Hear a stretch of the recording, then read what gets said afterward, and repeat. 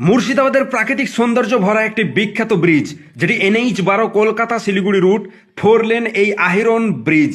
দেখতেই পাচ্ছেন যে আহিরন ব্রিজ 4 লেন, যেটা কলকাতা শিলিগুড়ি রুট, উত্তরবঙ্গ দক্ষিণবঙ্গ যোগাযোগের অন্যতম একটি সেই সড়ক পথ, যার মধ্যে এই ব্রিজের সেই ড্রোন ভিউ আপনাদের সঙ্গে দেখাবো। অসাধারণ সৌন্দর্য, পাশে একটি সিঙ্গেল ট্র্যাকের ব্রিজ আজিমগঞ্জ ফারাক্কা রোডে অবস্থিত।